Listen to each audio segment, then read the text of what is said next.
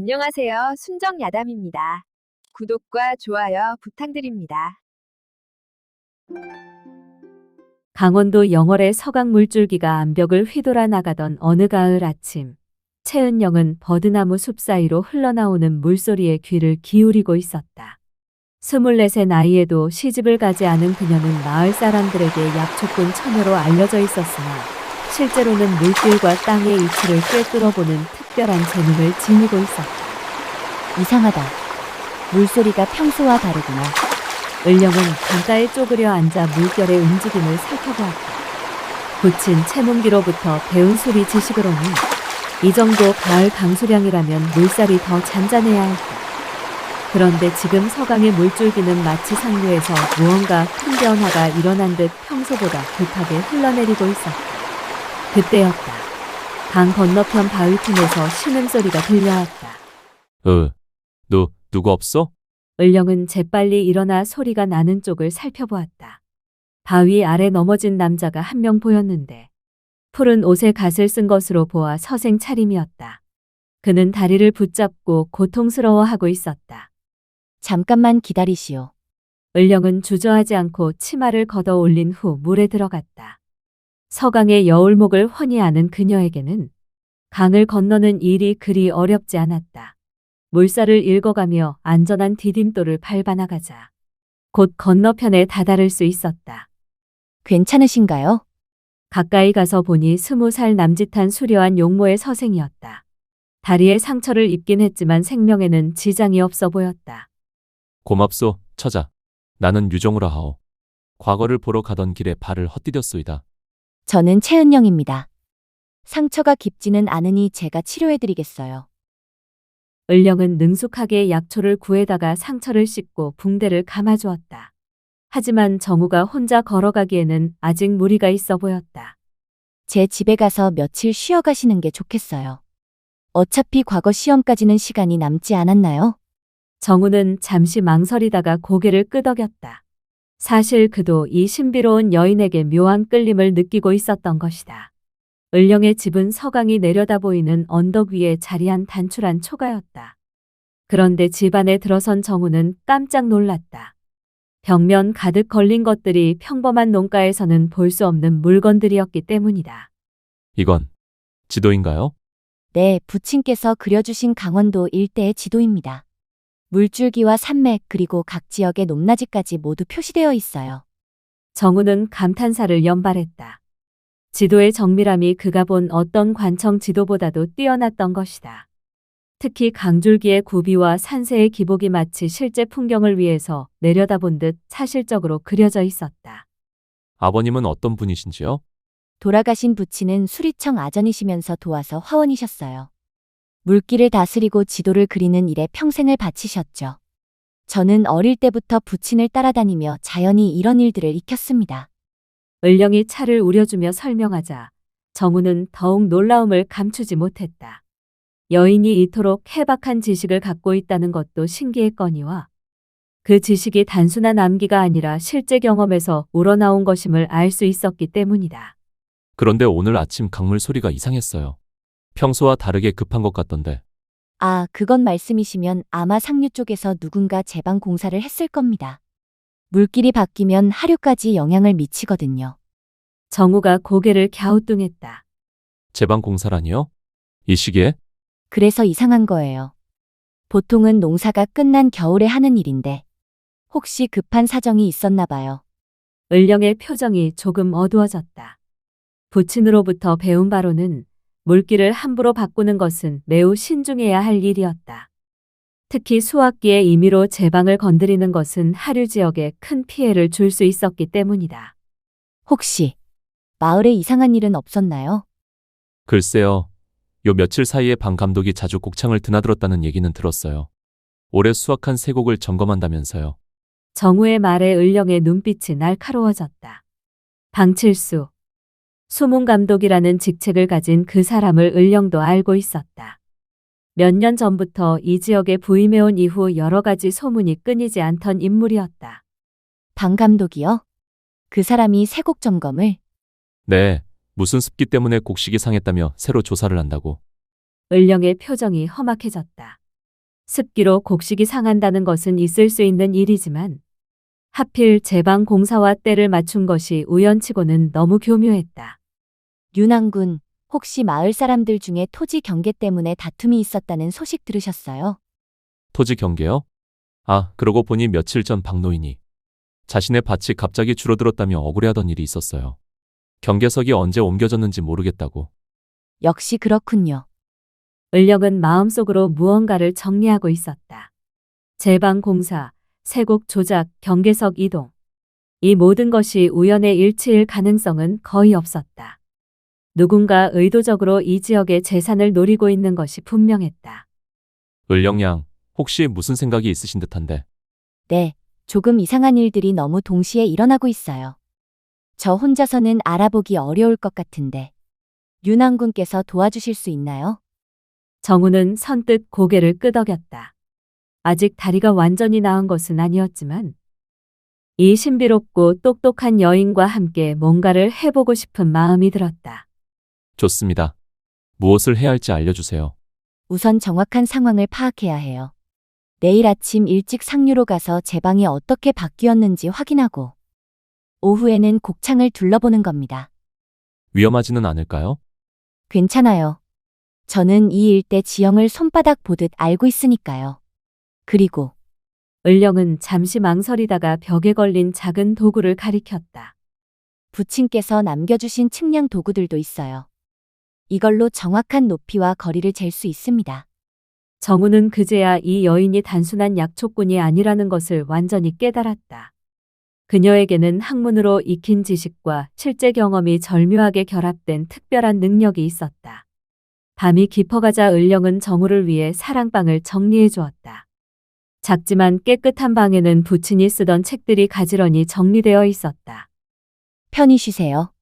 내일은 일찍 출발해야 하니까요. 고맙소, 을령양. 그런데 이런 일에 여인이 나서는 것이 위험하지 않을까 걱정이 돼요. 걱정해 주셔서 고마워요. 하지만 제가 이런 일을 하지 않으면 누가 하겠어요? 마을 사람들은 모두 착하지만 이런 복잡한 속임수를 알아낼 만한 지식은 없으시거든요. 정우는 을령의 당찬 모습에 감동하면서도 한편으로는 걱정이 되었다. 만약 정말로 누군가 의도적으로 마을 재산을 노리고 있다면 그 배후에는 상당한 권력이나 재력이 있을 것이 분명했기 때문이다. 다음 날 새벽 두 사람은 강상류를 향해 출발했다. 을령은 측량 도구와 간단한 도구를 챙겨들었고 정우는 아직 완전히 낫지 않은 다리를 이끌고 뒤따라갔다. 저기 보이는 곳이 새로 공사한 제방이에요. 을령이 가리킨 곳을 보니 확실히 최근에 돌과 흙으로 새로 쌓은 듯한 득이 보인다. 그런데 이상하게도 그 제방은 물길을 더 좁게 만들고 있었다. 이상하군요. 보통은 홍수를 막기 위해 제방을 쌓는데 저렇게 하면 오히려 물이 더 빠르게 흘러가지 않을까요? 맞아요. 저것은 홍수 방지용이 아니라 물을 일부러 빠르게 흘려보내려는 것 같아요. 을령은 측량 도구를 꺼내 물의 깊이와 유속을 재기 시작했다. 한참을 재고 계산한 후 그녀의 표정이 점점 굳어졌다. 역시 그렇군요. 이 제방 때문에 하류 지역의 물 공급이 평소보다 줄어들 수밖에 없어요. 그런데 왜 이런 일을? 혹시 물 공급이 줄어들면 무슨 문제가 생기는 건가요? 곡창이요. 곡창은 적절한 습도가 유지되어야 곡식이 상하지 않아요. 만약 물 공급이 줄어들어서 곡창이 너무 건조해지면 정우가 무릎을 쳤다. 이제 모든 것이 연결되기 시작했다. 의도적으로 물 공급을 줄여서 곡창을 건조하게 만든 다음 곡식이 상했다며 빼돌리려는 계획인 것이었다. 그럼 습기 때문에 곡식이 상했다는 것은 거짓말이에요. 오히려 너무 건조해서 상할 가능성이 더 높죠. 하지만 일반 사람들은 그런 차이를 모르니까. 을령의 얼굴에 분노가 떠올랐다. 이런 교묘한 속임수로 농민들의 피와 땀으로 거둔 곡식을 빼돌리려 한다니? 도저히 용서할 수 없는 일이었다. 이제 곡창도 확인해 봐야겠어요. 제 예상이 맞다면 두 사람은 서둘러 마을의 곡창으로 향했다. 다행히 방칠수는 보이지 않았고 곡창을 지키는 늙은 관리인만 있었다. 안녕하세요, 김 어르신. 아, 을령이구나. 무슨 일로? 곡창 상태가 어떤지 궁금해서요. 요즘 습기 때문에 곡식이 많이 상했다던데. 김 관리인이 고개를 저었다. 무슨 소리냐? 오히려 너무 바싹 말라서 걱정이지. 습기는 무슨? 아, 그런데 방 감독이 자꾸 습기 때문에 상했다고 하시더구나. 을령과 정우가 서로 의미 있는 눈빛을 교환했다. 역시 예상이 맞았던 것이다. 어르신, 혹시 곡창 안을 좀 볼 수 있을까요? 그야 뭐 못 볼 것도 없지. 곡창 안에 들어가 보니 확실히 평소보다 건조한 상태였다. 곡식들도 바싹 말라 있었고 습기로 인한 손상은 전혀 찾아볼 수 없었다. 이상하군요. 습기 손상이라면 곡식이 눅눅해지고 곰팡이가 슬어야 하는데. 정우가 중얼거리자 을령이 고개를 끄덕였다. 맞아요. 이건 오히려 과도한 건조로 인한 품질 저하예요. 전혀 다른 문제죠. 그때였다. 곡창 입구에서 익숙한 목소리가 들려왔다. 누가 허락도 없이 곡창에 들어왔느냐? 방칠수였다. 뒤에는 비단 옷을 입은 젊은 남자가 따라와 있었다. 아, 방 감독님. 저희는 그냥. 을령이 당황하며 대답하려 하자 방칠수가 날카로운 눈빛으로 그녀를 노려보았다. 내가 최은영이지. 소문으로는 들었는데 약초꾼이 웬 곡창에? 곡식이 상했다는 소식을 듣고 혹시 약초로 도움이 될까 해서요. 그럴 리가. 곡식 보관에 약초가 무슨 소용이냐? 옆에 있던 젊은 남자가 나섰다. 나는 이만중이다. 새로 부임하신 수령님의 사위이지. 그런데 허락 없이 관청 곡창을 들여다보는 것은 온당치 않다. 을령과 정우는 긴장했다. 만약 이들이 정말로 곡식을 빼돌리려는 계획을 세우고 있다면 자신들이 그 계획을 알아차렸다는 것을 들키면 위험할 수도 있었다. 죄송합니다. 저희는 그냥 호기심에. 호기심이라. 여자가 너무 나서는 것 아니냐? 이만중의 비아냥거리는 말투에 을령의 가슴이 끓어올랐다. 하지만 지금은 참아야 할 때였다. 앞으로 조심하겠습니다. 그래, 조심해라. 특히 내가 이상한 소문을 퍼뜨리지 않기를 바란다.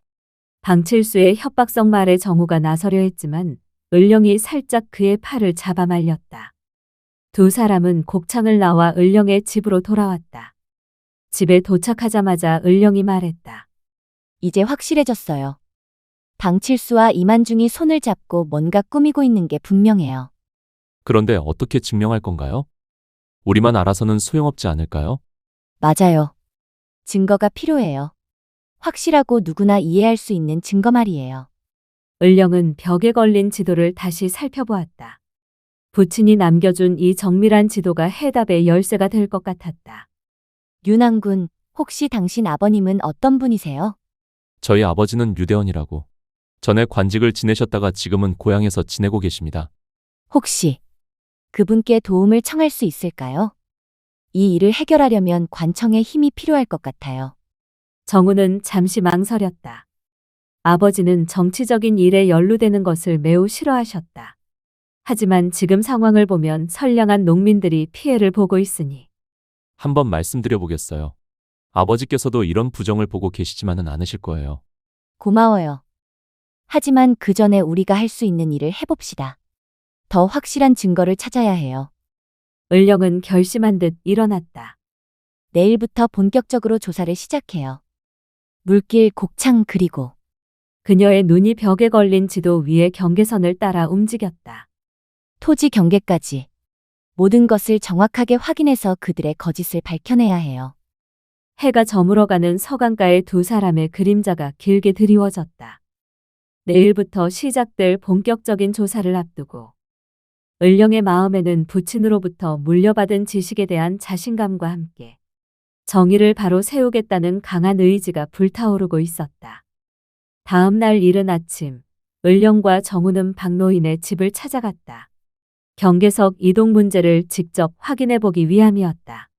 박노인은 70 가까운 나이에도 허리가 곱고 정정한 모습이었지만 며칠 전부터 깊은 시름에 빠져 있었다.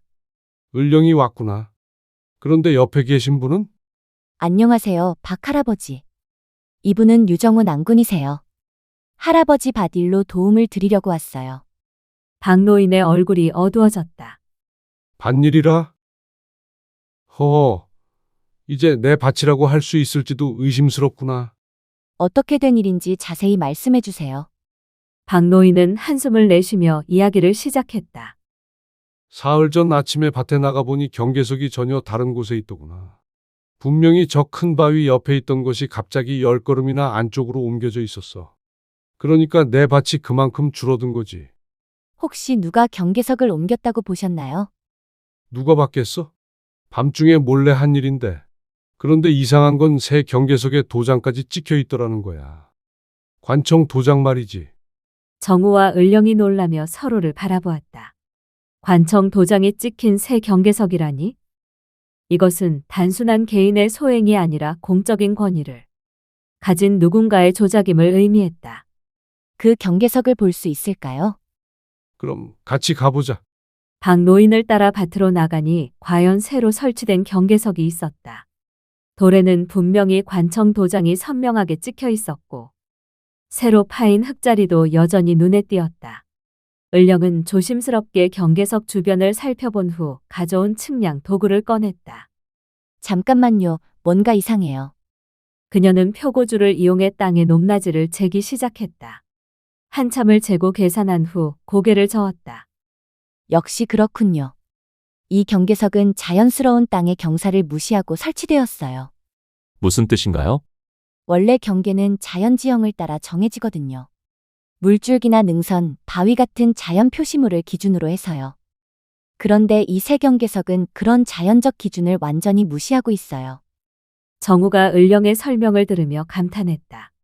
일반 사람들은 절대 알아차릴 수 없는 부분을 그녀는 과학적 측량으로 명확히 밝혀낸 것이었다. 그럼 이것이 가짜라는 증거가 될 수 있나요? 물론이에요. 하지만 더 확실한 증거를 만들어야 해요. 아무래도 그때 저 멀리서 말굽소리가 들려왔다. 이만중이 몇 명의 아전을 데리고 이쪽으로 오고 있었다.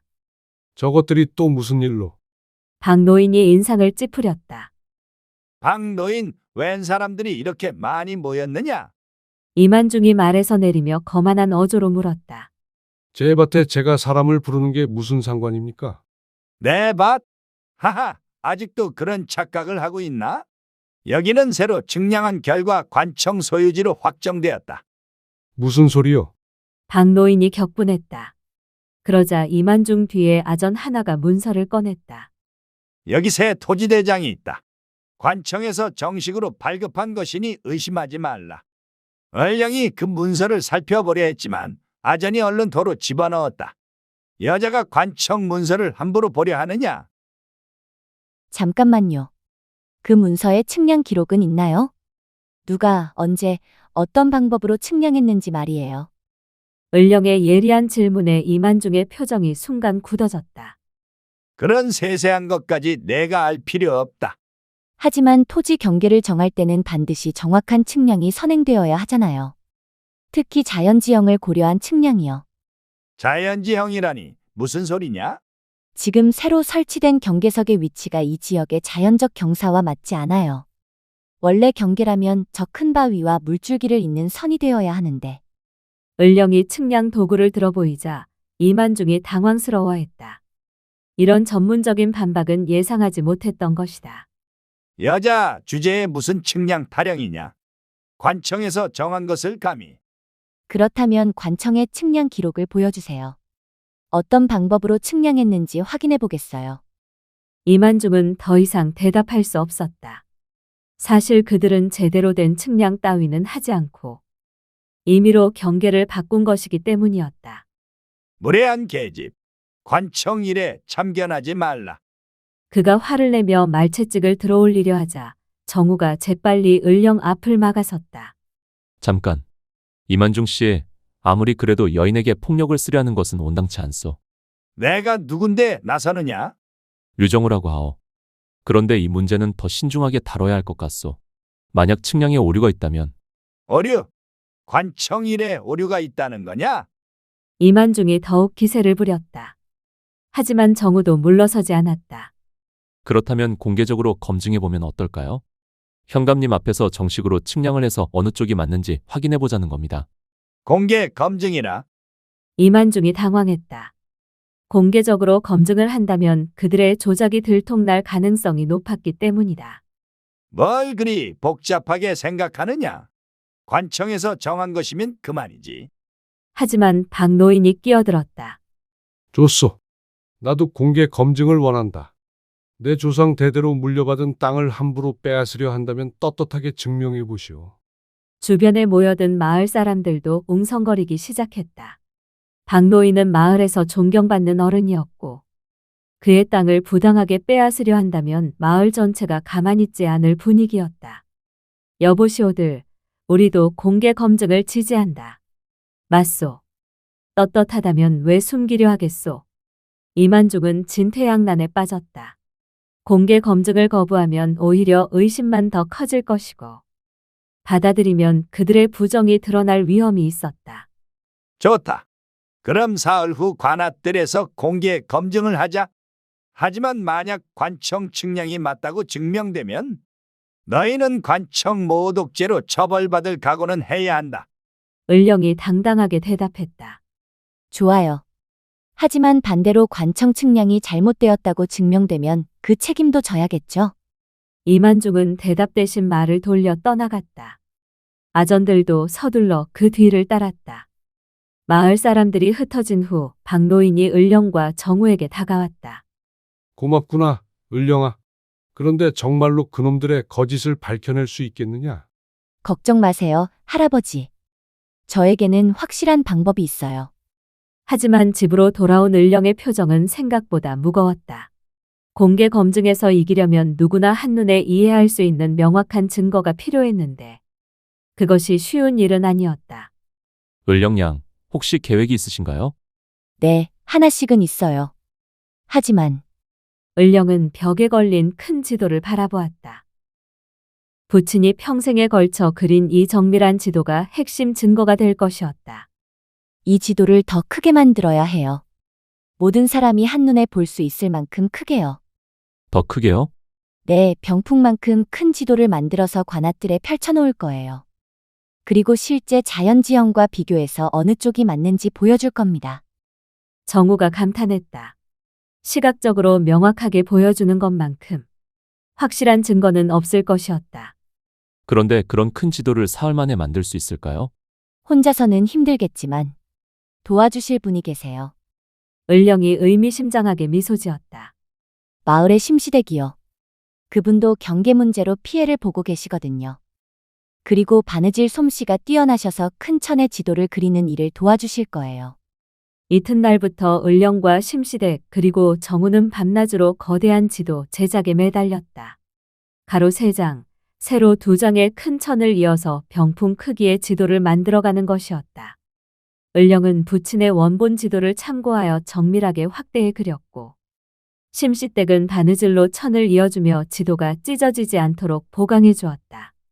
정우는 먹을 갈고 붓을 준비하는 등 보조 역할을 했다. 이렇게 큰 지도는 처음 보겠어요. 심시댁이 감탄하며 말했다. 관청에도 이런 지도는 없을 거예요.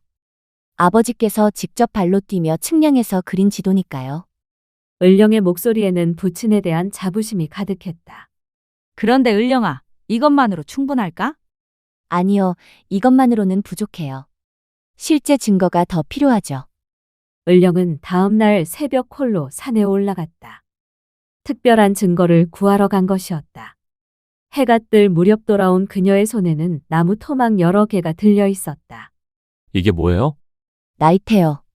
나무의 나이를 알 수 있는 나이테 말이에요. 을령이 나무 토막의 단면을 보여주자 동심원 모양의 나이테가 선명하게 보였다. 경계 근처에 있는 큰 나무들의 나이테를 조사했어요. 이것으로 그 자리에 나무가 언제부터 있었는지 알 수 있거든요.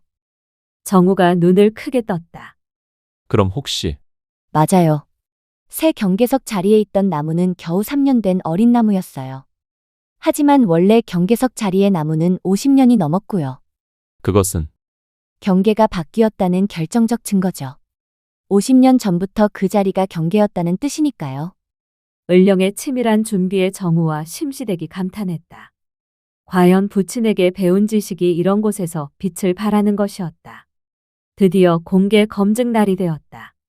관아뜰에는 마을 사람들이 구름같이 모여들었다. 현감 심도윤도 직접 나와 이 일을 지켜보겠다고 했다.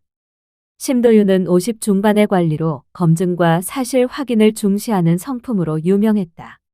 그는 이만중과 방칠수가 제출한 문서들을 꼼꼼히 살펴본 후 을령 쪽으로 시선을 돌렸다. 그대가 최을령이냐? 이 일에 이의를 제기한다는? 네, 현감님. 저는 정확한 측량과 자연지형을 근거로 진실을 밝히고자 합니다. 흥미롭군. 그럼 그대의 증거를 보여주어라. 을령이 손짓하자 마을 사람들이 거대한 지도를 펼쳐들고 나왔다. 병풍만큼 큰 지도가 관아뜰에 펼쳐지자 모든 사람들이 탄성을 질렀다. 이것은 현감도 놀라움을 감추지 못했다. 이토록 정밀하고 큰 지도는 관청에서도 본 적이 없었기 때문이다. 이것은 제 부친이 평생에 걸쳐 제작한 이 지역의 정밀 지도입니다.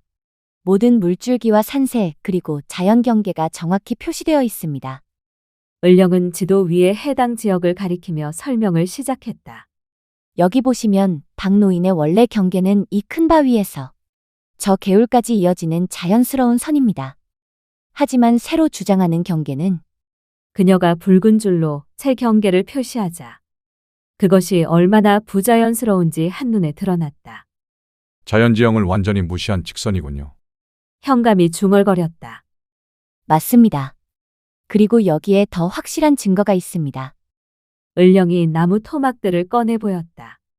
이것은 두 경계 지점에 있던 나무들의 나이테입니다.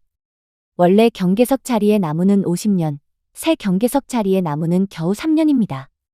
현감이 직접 나이테를 살펴보았다. 나이테는 거짓말을 하지 않는 확실한 증거였다. 이것으로 보면 원래 경계가 50년 전부터 그 자리에 있었다는 뜻이군. 이만중과 방칠수의 얼굴이 창백해졌다. 이런 과학적이고 구체적인 반박은 전혀 예상하지 못했던 것이다. 그렇다고 해서 관청 문서가 틀렸다는 건 아니지 않소? 이만중이 억지를 부렸지만 현감의 표정은 이미 냉정해져 있었다. 그럼 그대들의 측량 기록을 보자. 언제, 누가, 어떤 방법으로 측량했는지 말이다. 그것은 측량 기록은 방칠수가 우물쭈물했다. 사실 그들은 제대로 된 측량 따위는 하지 않았기 때문이었다. 측량 기록이 없다는 말이냐? 현감의 목소리가 차가워졌다. 그때 을령이 다시 나섰다. 현감님, 저는 지금 즉석에서 정확한 측량을 해보이겠습니다. 그녀가 측량 도구를 꺼내자 사람들이 웅성거렸다. 과연 여인이 이런 전문적인 일을 해낼 수 있을까? 을령은 차분하게 표고줄을 설치하고 땅에 경사와 거리를 재기 시작했다. 부친에게 배운 측량법을 정확히 구사하는 그녀의 모습에 모든 사람들이 숨을 죽이고 지켜보았다. 현재 지형의 자연스러운 경사를 따르면 경계는 반드시 저 큰 바위와 개울을 잇는 선이 되어야 합니다. 새로운 경계선은 경사를 거스르는 부자연스러운 선이에요. 현감이 직접 와서 을령의 측량 결과를 확인해 보았다. 그리고 나서 고개를 끄덕였다. 확실하군. 이 여인의 측량이 맞다. 그 순간 이만중이 마지막 발악을 했다.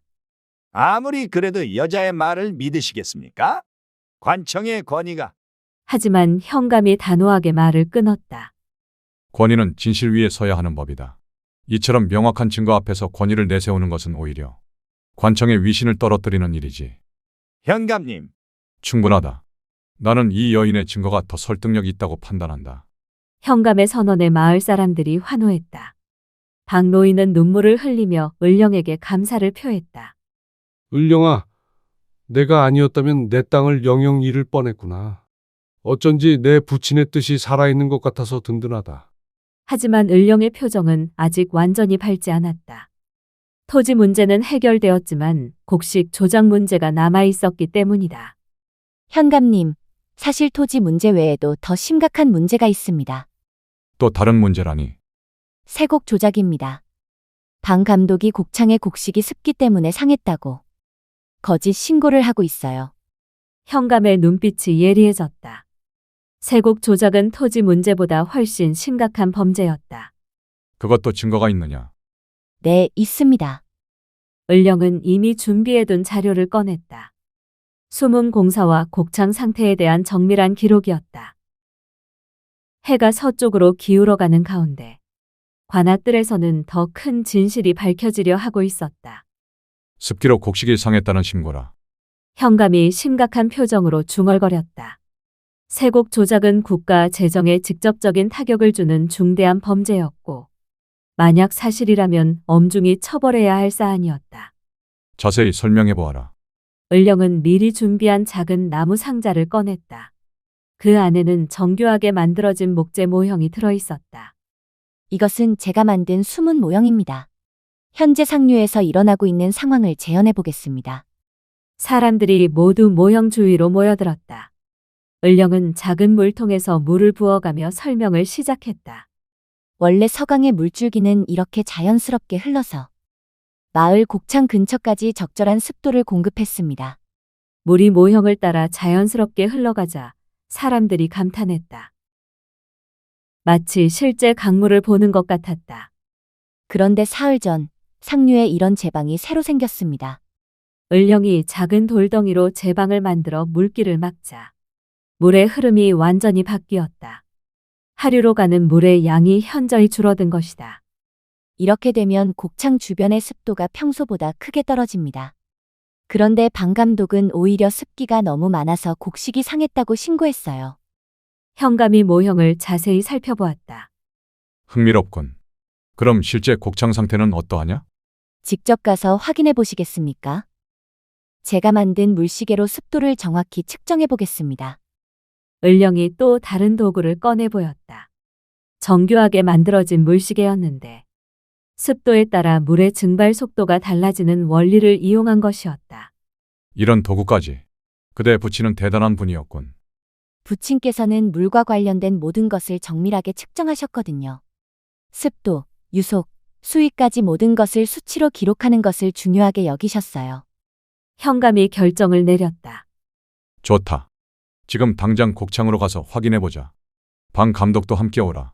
일행이 곡창으로 향하는 동안 방칠수와 이만중은 점점 초조해했다. 그들의 계략이 들통날 위기에 처한 것이었다. 곡창에 도착하자 을령은 즉시 물시계를 설치하고 습도 측정을 시작했다. 한편으로는 곡식의 상태를 세밀하게 살펴보았다. 현감님, 보세요. 물시계의 물이 평소보다 훨씬 빠르게 증발하고 있어요. 이것은 곡창 내부가 매우 건조하다는 뜻입니다. 그럼 습기가 부족하다는 말이냐? 네, 그렇습니다. 그리고 곡식들을 보세요. 습기로 인한 손상이 아니라 과도한 건조로 인한 품질 저하가 나타나고 있어요. 현감이 직접 곡식을 만져보니 과연 바싹 말라 있었다. 습기로 눅눅해진 곡식과는 정반대의 상태였다. 방 감독, 설명해 보라. 어째서 이렇게 건조한 곡식을 습기 손상이라고 신고했느냐? 방칠수가 식은땀을 흘리며 변명했다. 그게 며칠 전까지는 분명히 습기가 많았는데. 며칠 전이라면 언제를 말하는 것이냐? 정확한 날짜를 대보라. 그것은 그때 을령이 나섰다. 현감님, 저에게는 매일의 기상 상태를 기록한 일지가 있습니다. 그녀가 꺼낸 것은 부친이 시작해서 자신이 이어받은 정밀한 기상 일지였다. 날씨, 습도, 강수량 등이 매일 빠짐없이 기록되어 있었다.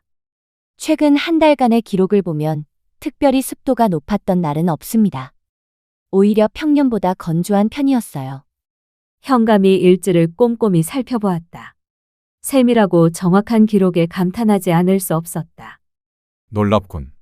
이런 정밀한 기록을. 그럼 방 감독의 신고는 완전히 거짓이라는 말이냐? 저희가 조사한 바로는 그렇습니다. 더 정확히 말하면 의도적으로 물 공급을 차단해서 곡창을 건조하게 만든 다음 그 결과를 습기 손상으로 둔갑시킨 것 같아요. 현감의 얼굴이 점점 굳어졌다. 이 정도면 확실한 조작이 아닐 수 없었다.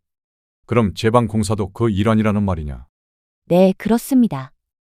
의도적으로 하류 지역에 물 공급을 차단해서 곡창을 건조하게 만들고 그 틈에 쇠곡을 빼돌리려 한 것 같아요.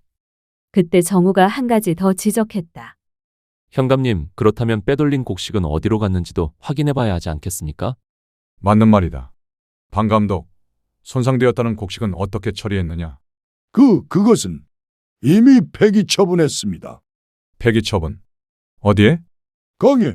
강에 버렸습니다. 을령이 즉시 반박했다. 그럴 리가 없어요. 제가 매일 강가를 지나다니는데 곡식이 떠내려가는 것을 본 적이 없거든요. 그만한 양이라면 분명히 눈에 띄었을 텐데. 방칠수가 당황하며 말을 바꿨다. 그게 아니라 땅에 묻었습니다. 어디에 묻었는지 정확한 장소를 말해 보시오. 현감의 추궁에 방칠수는 더 이상 대답할 수 없었다. 사실 곡식을 폐기한 것이 아니라 은밀하게 팔아넘겼기 때문이었다. 그때 마을 사람 중 하나가 나섰다. 현감님, 저는 최근에 이상한 것을 봤습니다. 무엇을 보았느냐? 사흘 전 밤중에 방 감독이 수상한 사람들과 함께 수레에 곡식 포대를 싣고 어디론가 가더군요. 수레의 곡식을? 네, 분명히 봤습니다. 곡창에서 나와서 읍내 방향으로 갔어요. 이 증언으로 모든 것이 명확해졌다. 방칠수는 곡식을 폐기한 것이 아니라 몰래 팔아넘긴 것이었다. 현감이 호통을 쳤다. 이 무엇하는 짓이냐? 국가의 세곡을 사취하다니. 현감님, 잠깐만. 방칠수가 변명하려 했지만 이만중이 갑자기 그를 가로막았다. 방 감독, 괜한 말 하지 마시오. 우리에게는 다른 방법이 있어. 이만중이 품에서 무언가를 꺼냈다.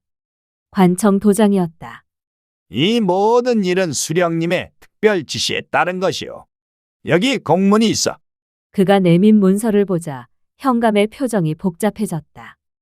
만약 정말로 수령의 지시라면 함부로 처리하기 어려운 일이었다. 하지만 을령이 그 문서를 유심히 살펴보더니 고개를 저었다. 현감님, 이 문서는 가짜입니다. 가짜라니? 무슨 근거로 그런 말을 하느냐? 도장의 인형이 이상해요. 진짜 관청 도장이라면 더 정교해야 하는데. 이것은 급조해서 만든 티가 납니다. 을령은 부친으로부터 배운 문서 감별법을 동원해 가짜 도장의 특징을 하나씩 지적했다. 글자의 획, 인형의 깊이, 먹에 스며드는 정도 등 모든 것이 진품과 달랐다. 그리고 이 종이도 관청에서 쓰는 공식 종이가 아니에요. 질감과 색깔이 다르거든요. 현감이 직접 확인해 보니 과연 을령의 지적이 맞았다. 공문서로 쓰기에는 너무 조잡한 종이었다. 이것도 위조했다는 말이냐?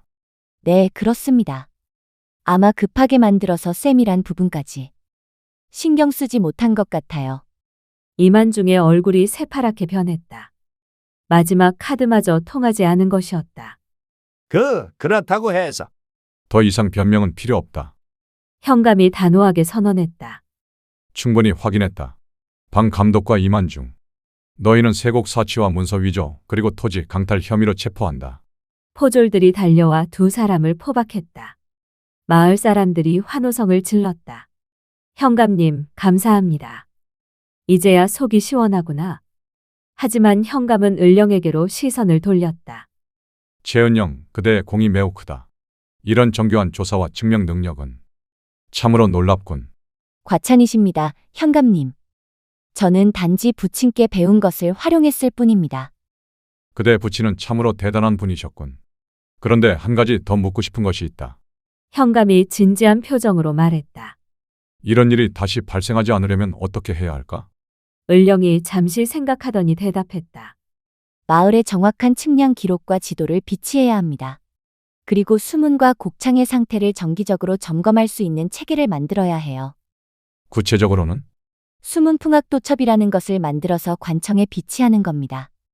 모든 토지 경계와 물길 그리고 곡창 관리 규정을 명문화해서 아무나 함부로 바꿀 수 없도록 하는 거죠.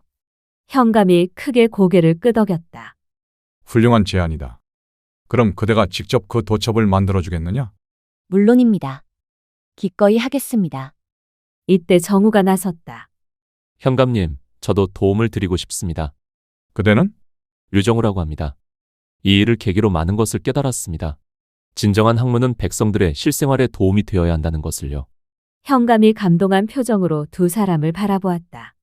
좋다. 그럼 너희 둘이 함께 이 일을 맡아주어라. 관청에서 필요한 모든 것을 지원하겠다. 며칠 후 류정우의 부친 류대원이 마을을 찾아왔다. 아들의 소식을 들었기 때문이었다. 정우야, 과거 공부는 제쳐두고 무슨 일에 그리 열중하고 있느냐? 아버지, 저는 이곳에서 참된 학문이 무엇인지 깨달았습니다. 정우는 을령과 함께 한 일들을 자세히 설명했다. 류대원은 처음에는 의아해했지만 점차 아들의 변화에 감동하기 시작했다. 그 처자가 그런 대단한 능력을? 네, 아버지, 을령양은 정말 놀라운 사람이에요. 학문이 어떻게 백성들을 위해 쓰여야 하는지 보여주었어요. 류대원이 을령을 만나본 후에는 더욱 놀랐다. 여인의 몸으로 이토록 해박하고 실용적인 지식을 갖춘 경우는 처음 보는 일이었다. 재양 그대의 부친은 참으로 대단한 교육을 시키셨군요. 과찬입니다. 저는 부친께 배운 것을 제대로 활용하지 못해 늘 아쉬워했는데 이번 일을 계기로 조금이나마 보답할 수 있어서 기뻐요. 그런데 혹시 정우가 폐를 끼치지는 않았나요? 아니에요. 정우 낭군께서 많은 도움을 주셨어요. 특히 사람들을 설득하고 현감님께 상황을 전달하는데 큰 역할을 해주셨고요. 류대원은 아들과 을령이 서로를 바라보는 눈빛을 보고 무언가를 깨달았다. 그들 사이에는 단순한 협력 관계를 넘어선 특별한 감정이 있었다. 정우야, 솔직히 말해보거라. 그대는 이 처자를. 정우가 얼굴을 붉혔다. 아버지, 그것은 아, 그럴 줄 알았다. 류대원이 미소를 지었다. 사실 그도 을령의 인품과 능력에 깊은 감동을 받았던 것이다. 그 무렵 을령과 정우는 함께 수문풍악도첩 제작에 몰두하고 있었다. 낮에는 현장에서 측량하고 조사하고 밤에는 집에서 도면을 그리고 규정을 만들었다. 을령양, 이 부분은 어떻게 표시할까요? 여기는 특히 중요한 지점이니까 붉은색으로 강조해야 해요. 두 사람이 나란히 앉아 작업하다 보면 자연스럽게 어깨가 닿기도 하고 손이 스치기도 했다. 그럴 때마다 둘 다 살짝 얼굴을 붉히곤 했다. 정우 낭군. 네? 이런 일을 함께 할 수 있어서 정말 기뻐요. 혼자였다면 절대 해낼 수 없었을 거예요. 저도 마찬가지예요. 을령양 덕분에 진정한 학문이 무엇인지 알게 되었어요. 둘의 눈빛이 마주쳤다. 그 순간 말없이도 서로의 마음을 이해할 수 있었다. 을령양, 저는 저도 정우 낭군을. 하지만 아직 공식적으로 마음을 표현하기에는 이른 감이 있었다. 우선은 수문풍악도첩을 완성하는 것이 우선이었다. 한 달 후 드디어 수문풍악도첩이 완성되었다. 관아뜰에서 공개 발표식이 열렸고 많은 마을 사람들이 모여들었다. 이제 이 도첩이 있는 한 누구도 함부로 토지 경계를 바꾸거나 물길을 조작할 수 없을 것입니다. 현감이 선언하자 사람들이 박수를 쳤다. 그리고 이 모든 일의 공로자인 최은영과 류정우에게 상을 내리고자 한다. 두 사람이 앞으로 나가자 현감이 계속 말했다. 최은영은 이 고을의 명예직관으로 임명한다. 앞으로 토지와 수리 관련 중요한 일이 있으면 자문을 구하겠다. 감사합니다, 현감님. 류정우는 이 고을의 서기관으로 추천하니 관직에 나아갈 뜻이 있느냐? 정우가 을령을 바라보았다. 그녀가 작게 고개를 끄덕이자 정우가 대답했다. 감사합니다. 하지만 저는 과거 공부보다는 이런 실용적인 학문에 더 관심이 있습니다. 혹시 그런 방향으로 관직에 나아갈 수 있다면? 물론이다. 요즘 조정에서도 실학을 중시하는 분위기니까 그대 같은 인재가 필요하다. 모든 일이 잘 마무리된 어느 저녁. 을령과 정우는 서강가를 거닐고 있었다. 달빛이 물 위에 반짝이고 가을바람이 살랑 불어왔다. 정말 꿈만 같아요. 을령이 중얼거렸다. 몇 달 전까지만 해도 저는 그냥 약초꾼으로 살 줄 알았는데 이렇게 큰 일을 해내다니. 을령양의 능력이 드디어 세상에 알려진 거예요. 앞으로는 더 많은 사람들이 도움을 받을 수 있을 거예요. 정우 낭군도 많이 변했어요. 처음 만났을 때는 그냥 과거 공부만 하는 서생인 줄 알았는데 저도 많이 배웠어요. 진정한 학문은 책 속에만 있는 게 아니라는 것을요. 두 사람이 강가의 큰 바위에 나란히 앉았다. 그들이 처음 만났던 바로 그 장소였다. 을령양, 네? 저는 을령양과 함께 평생 이런 일을 하고 싶어요. 백성들을 위해 학문을 쓰고 세상을 조금이라도 더 좋게 만드는 일을요. 을령의 가슴이 두근거렸다. 저도 그런 마음이에요. 혼자서는 할 수 없는 일들을 정우 낭군과 함께라면 그럼 정우가 용기를 내어 을령의 손을 잡았다. 달빛 아래서 그녀의 손이 따뜻하게 느껴졌다. 저와 함께 해주시겠어요? 평생을. 을령이 고개를 끄덕였다. 그녀의 눈에 눈물이 살짝 맺혔다. 네. 기꺼이요. 그 순간 두 사람의 입술이 조용히 만났다. 서강의 물소리와 바람소리만이 그들의 첫 입맞춤을 지켜보았다. 물길을 읽고 진실을 밝히는 을령의 능력과 백성을 위하는 정우의 마음이 합쳐져 이루어낸 이 가정은 조선 사회의 새로운 희망을 보여주는 상징과 같았다. 한 사람의 용기 있는 행동이 세상을 바꿀 수 있으며 진실과 정의를 추구하는 마음은 성별이나 신분에 관계없이 누구나 가질 수 있는 것이다. 또한 진정한 사랑은 서로를 지지하고 함께 성장해 나가는 것에서 시작된다. 당신이 만약 을령의 상황에 있다면 개인의 안전을 무릅쓰고라도 사회 정의를 위해 나설 용기가 있을까요? 그리고 현재 우리 사회에서 물길을 잃는 것과 같은 통찰력과 용기가 필요한 분야는 무엇이라고 생각하시나요? 이야기 재미있으셨나요? 행복한 하루 되세요.